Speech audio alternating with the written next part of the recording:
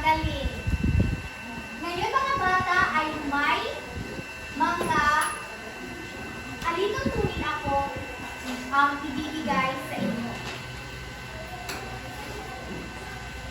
Ano ang nabasa niyong letra? Music! Ngayon, ang mga letrang ito ay may iba't ibang kahulugan. Ngayon, ating sabay-sabay basahin. Makinig ng mabuti sa guro. Umupo ng maayos at maging handa sa klase. Sumunod sa alituntunin sa silid-aralan.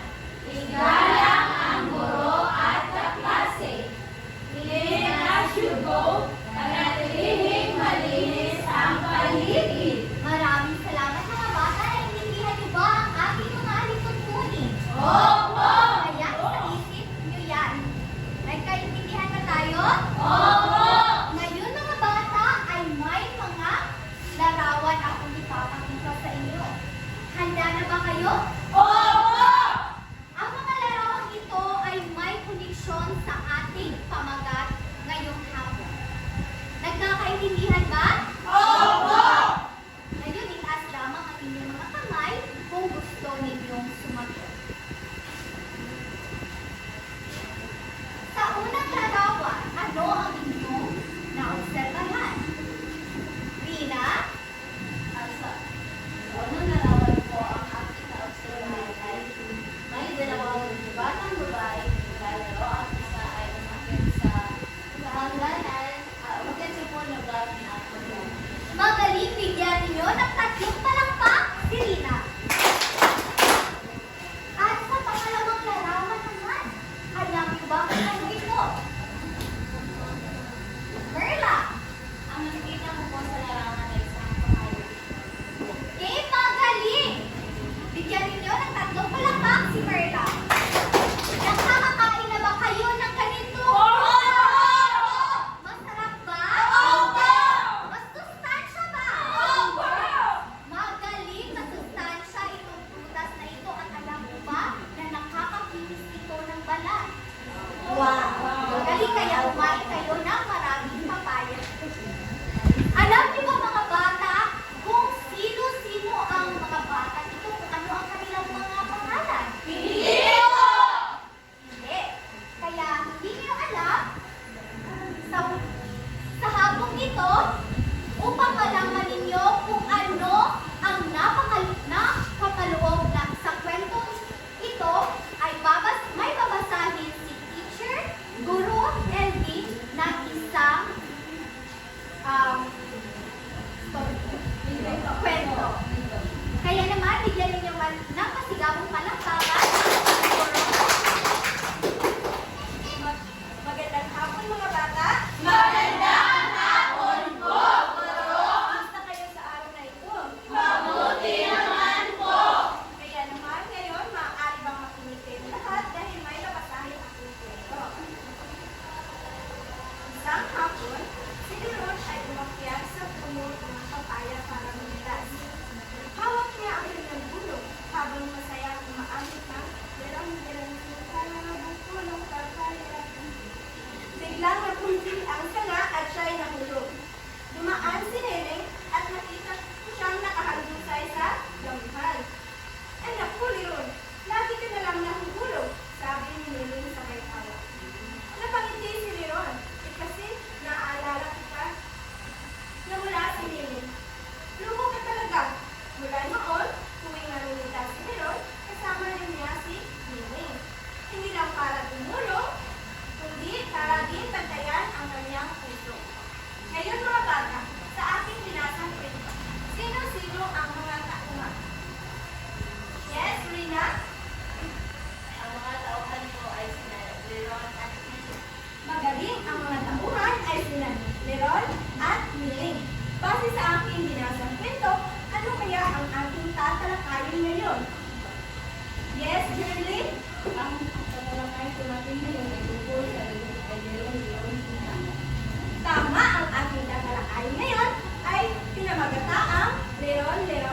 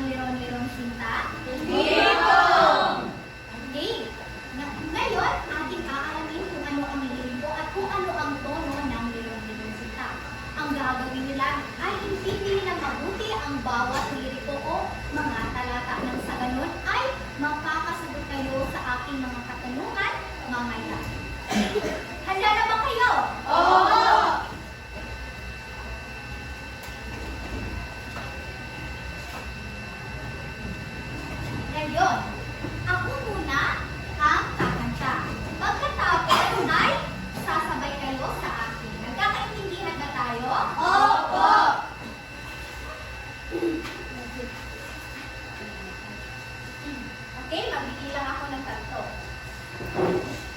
Meron, meron sintang, buko ng papaya, dala-dala'y gusto, sisilan ng bunga. Pagdating sa duloy, nabali ang isa. Kamusta paralan, humanap ng iba. Gumising ka nilen, tayo'y walang talo.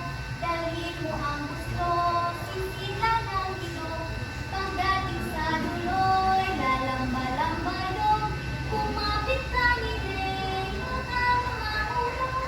Ako'y gayahin mo, isa ka ng matapang. Ang baril ko ay pito, ang sundan ko'y siyam. Ang lalakarin ko'y pati ng biro lang. Isang pitang pansin, ang aking kalaban.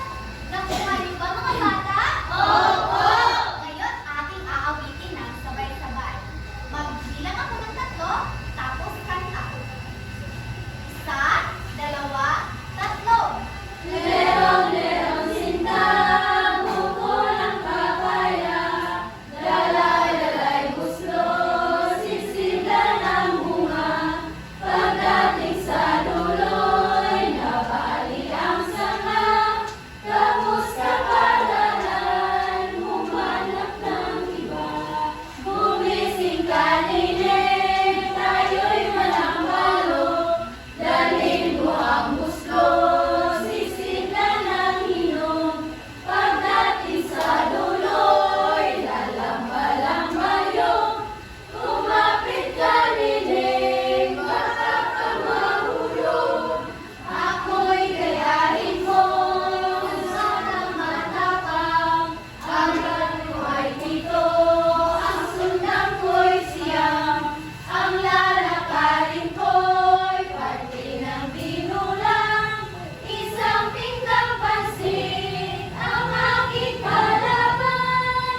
Magaling naman na marunong na kayo kumanta ng Meron-Merong Sinta. Ngayon, alam mo ba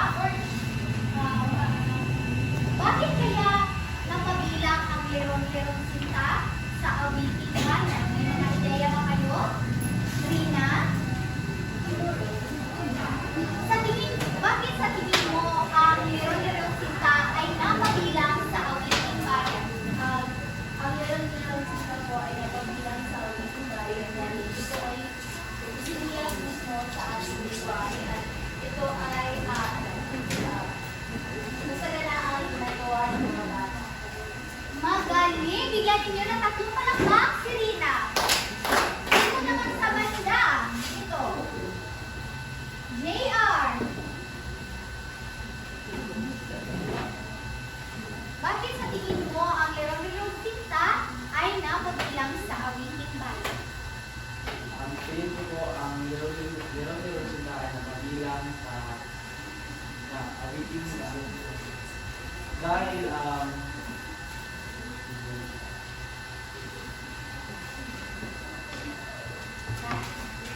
Okay, maraming salamat, Kat JR. Mga mag-aaral, ang Merong-Merong Sinta ay nakabilang sa awiting bayan sapagkat nagpapakita ito ng totoong tradisyon ng mga Pilipino na kung saan nagpapalwag ito ng damdamin, katulad na lamang ng pag-ibig ni Leron kay Nene. At nagpapakita ito ng mga tradisyon o mga gawain ng mga Pilipino. Nagkakaintindihan ba tayo mga bata? Opo! Ngayon ating balikan ang unang talata ng kantang Leron-Leron Sinta. Ang talata, ito ang unang talata. Basta kantahin niyo ulit ang unang talata at intindihin ang mabuti. Merong sintang, buko ng papaya, dala-dala'y gusto, sisilan ng bunga. Pagdating sa duloy, nabali ang sanga.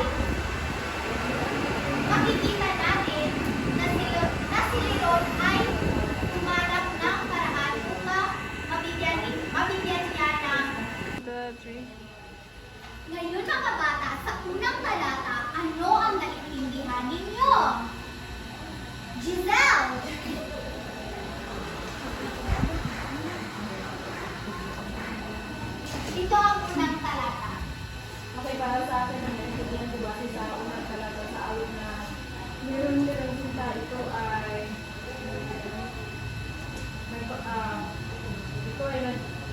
nagpapahayag kung saan mayroong mga prutas at kung saan meron din sila ng mga prutas na yun. Magaling! Bigyan ninyo ng 3 palakpak si Giselle. Ngayon mga bata, sa unang talata kung ating ihahalin tulad ito sa ating buhay, sa totoong buhay, ay kahit anong pagsisikap natin upang makamit natin ang ating inaasam-asam na pangarap, ngunit hindi natin ma-avoid yung mga problema na darating. Kaya kailangan natin tanggapin at umanap ng ibang paraan nang sa ganun ay makamit pa rin natin ang ating mga pangarap sa buhay. Naintindihan niyo ba mga bata? Opo! Magaling. Kaya naman sa ibang mensahe ng talatang ito ay ibibigay ko ang ibang eksplanasyon kay Guro Jenica. Bigyan ninyo ng masigabong palakpakan si Guro Jenica.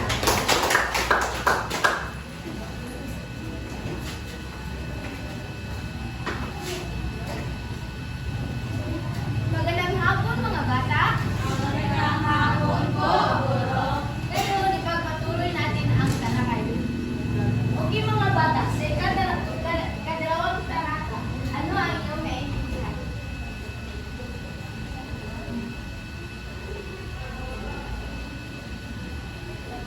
Anyone?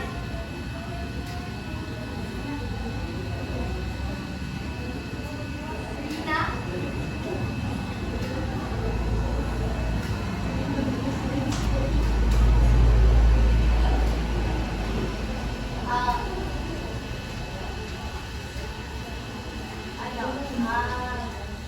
Sa pangalawang talata, tinutukoy dito na si Leron ay ginising na si Nikki para sila ay mamuha ng isang palo.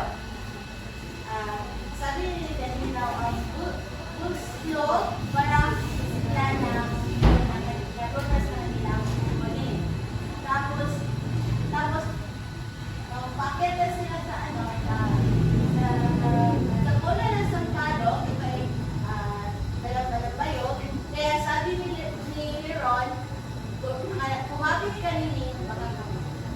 Magaling, bigyan natin ng palakpak si Rina. Sa ikalawang talata ng Leron Sinta ay nagpapakita ng pagkabigo. Diba sa talata merong nurse doon na sinasabi na nabalik ang sanga. Kaya mga bata, kahit anuman ang pagsubok na dumating sa ating buhay, kailangan natin pumapit at sabi nga nila, everything happens for a reason. That's why kailangan natin manalig at manampalataya sa Diyos na kahit anong pagsubok na dumating sa ating buhay, kaya natin ito. At sa pangatlong talata naman mga bata, Tasos, Tingin ko, sa ikalawang talata, si Leron ay nagdala ng baril at saka para sa kanyang kalaban. magaling, bigyan natin ng 3 palakpak si Lisa. Sa 3 talata naman ay nagpapakita ito ng lakas ng loob ng isang bata, ngunit sa katotohanan ng buhay ay ang ating kalaban ay isang simpleng bagay na lang. Tulad natin ngayon, di ba? Nawalan ako ng pag-asa na magpatuloy sa pag-aaral kasi because of financial problem. Pero sabi nila, hindi yan basihan para ikaw ay huminto sa pag-aaral dahil ang lahat ng pagsubok ay malalampasin.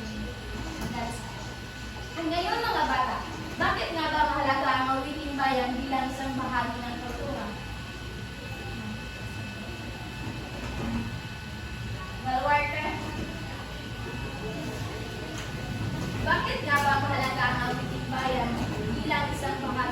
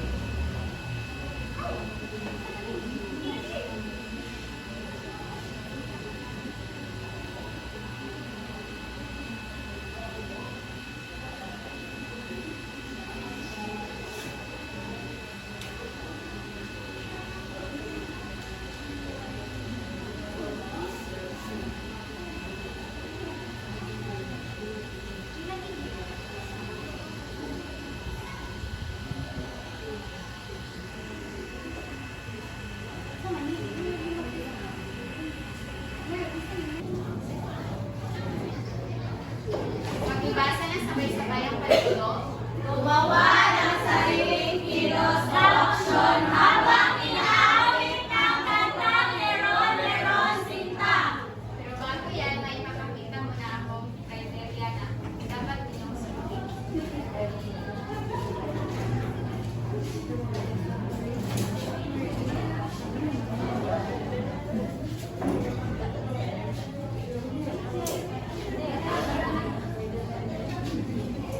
Pakibasa na sabay-sabay. Aspeto. Kaakupan ng galaw. 10 puntos. Koordinasyon, 10 puntos. Pagpapahayag ng damdamin, 10 puntos. At dahil nakita ko na kayo ay nag-enjoy at natututo sa aktibidad na inyong ginawa, ay bigyan ng masigabong palakpakan inyong mga sarili. At ang pagpapatuloy ng aktibidad ay si Guro April. Ngayon mga bata, bakit nga ulit mahalaga ang awiting bayan bilang isang bahagi ng kultura? Lasos? Dahil nakikita nito ang ating tradisyon bilang sa Pilipino. Magaling! Bigyan ng 3 bagsak si Brazos. Laging tandaan mga bata na mahalagang pangalagaan natin ang awiting bayan dahil ito ay nagbibigay ng mensahe at aral sa buhay bilang isang Pilipino. Naintindihan niyo ba mga bata? Oo! At ngayon ay kumuha kayo ng sangkapat na papel para sa inyong pasulit. Pero bago yan, basahin niyo muna ang katanungan. Bakit mahalagang pag-aralan ang mga awiting bayan? Tapos na po ba kayo mga bata? Oo! Pakipasa sa harapan ng inyong mga papel. At para sa inyong pasulit, at para sa inyong takdang aralin, sabay-sabay basahin. Isulat sa kwaderno ang isa pang awiting bayan na alam mo at isulat ang kahulugan nito. At ipasa ito sa susunod na tagpo. Yun lamang po. Paalam mga bata. Bye!